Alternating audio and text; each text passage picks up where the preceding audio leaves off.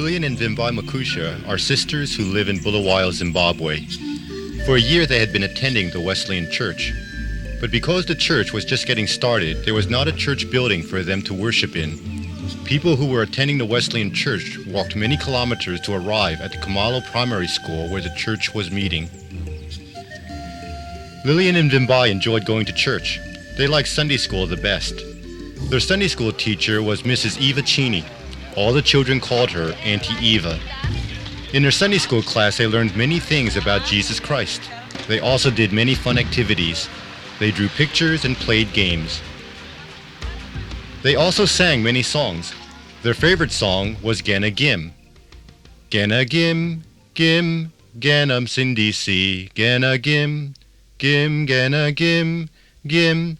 What this means is enter into me, my Savior.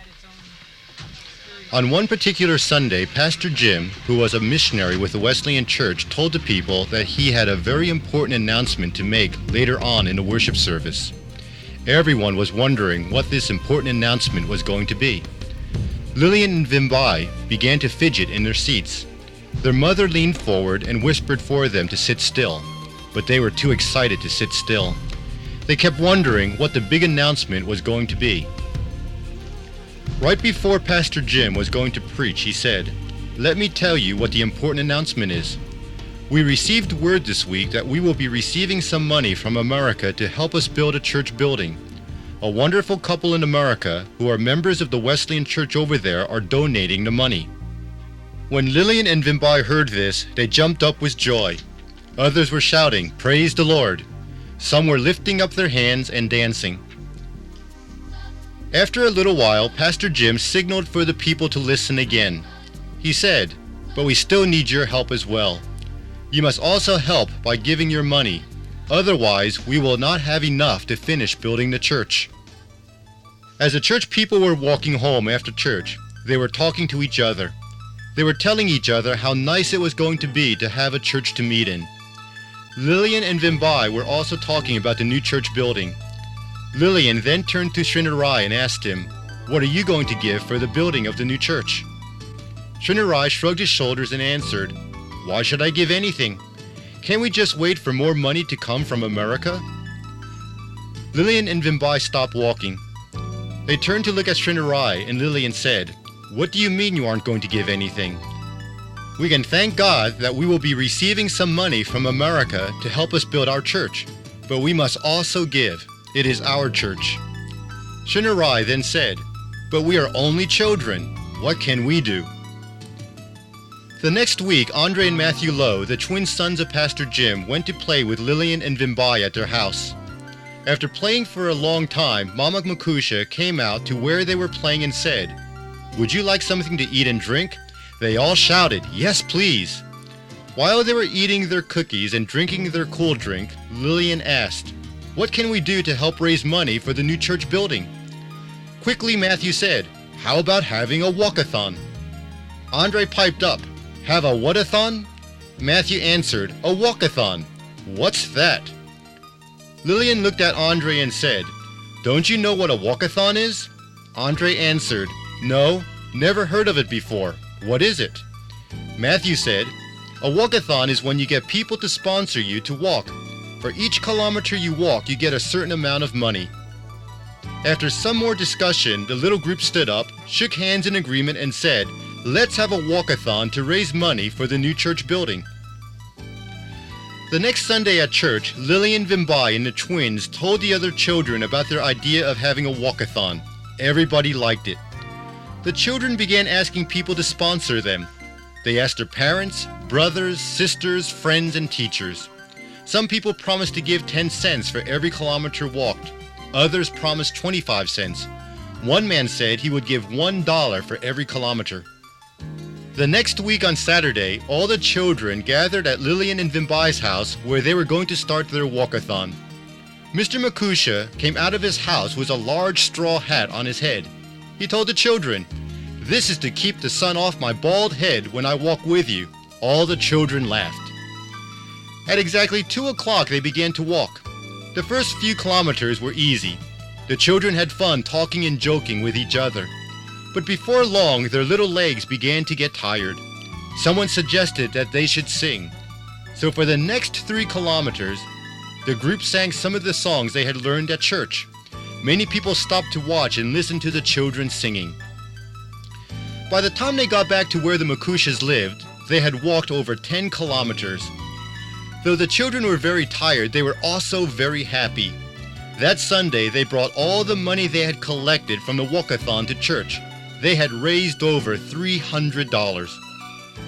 Lillian then said to herself, "I've done my part for the church building. I don't need to give anything else." A few weeks later, Pastor Jim told a story to the people at church. As he told the story, he also showed some pictures he had drawn. There was once a man who was very poor. He had nothing. God saw this man, and because he loved him, gave him 10 cattle. God had a plan as to how this poor man was to use the 10 cattle. God told the poor man to take 3 of the cows and use them for food for himself and his family. He was to sell 3 cattle and buy materials to build a house. And he was to sell 3 cattle to buy good clothing for his wife and children. This was a wonderful plan. But the man said to God, "What am I to do with the 10th cow?" God replied, "I want you to give it back to me to show that you are thankful for the other 9. But as the man looked at that 10th cow, he thought to himself, "That cow looks bigger and fatter than the other 9 cows." So he slaughtered the 10th cow, ate it, and gave the bones back to God. Pastor Jim then said, "The Bible tells us that we are to bring the whole tithe into the storehouse. In other words, we are to return 1/10 of what we receive back to God by channeling it through the church. God is very sad when we do not obey his command to give." When Lillian heard this story, she said to herself, "I was wrong. There is still more I can give to God. I can give my tithe. I do not have cows, but I do get money from my mom and dad to buy candy. Every time I get 10 cents, I will give a penny back to God. Every time I get 20 cents, I will give 2 cents back to God. Every time I get $1, I will give 10 cents back to God. I am going to faithfully give my tithe to God. I want God to know that I love him, and I am thankful for all the wonderful things he does for me."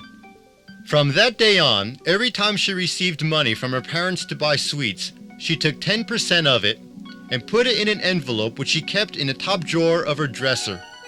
On the envelope she wrote, "God's money." After a month of doing this, her envelope was very full. On Sunday, she brought her fat envelope to church. When the offering basket went by her, she placed her money in it. Sagai Ganera, who was sitting next to her, asked her what she was doing. Lillian answered, "I am giving my tithe." Sagai said, "But you don't work. How can you tithe?" Lillian said to Sagai, "You are right, but I receive money to buy sweets from my parents. Sometimes other people give me money as a gift. I have decided to tithe any money I receive. This is one way I can show God that I love him and I am thankful for everything he does for me." Sagai thought about what Lillian said. When an invitation was given for people to come to the altar to pray, Sagai went forward. In her prayer she said, "Lord, I want to be an obedient Christian like Lillian. I want you to know that I love you very much. I thank you for taking such good care of me and my family. To show you that I love you and appreciate you, I will also tithe any money that I receive. Amen." Lillian continued to give her tithe to the Lord. In fact, many times she gave even more than a tithe. Many times she saved all of her candy money and put it in a church offering basket. Other children began to follow her example. It took a few months to get the church built. The children of the church continued to bring in their money. Shinarai kept his tithe in one of his father's old socks. People laughed when they saw Shinarai place a big lumpy sock full of money in the offering basket. When the church was finally finished, Pastor Jim visited Lillian and told her, "The church was built like Christians like you. You have made God very happy because of your obedience to him. By your example, other children have also started to give their tithe. I am very proud of you. This made Lillian very happy. She turned to Vimbai and said, "It is a good thing to give to God."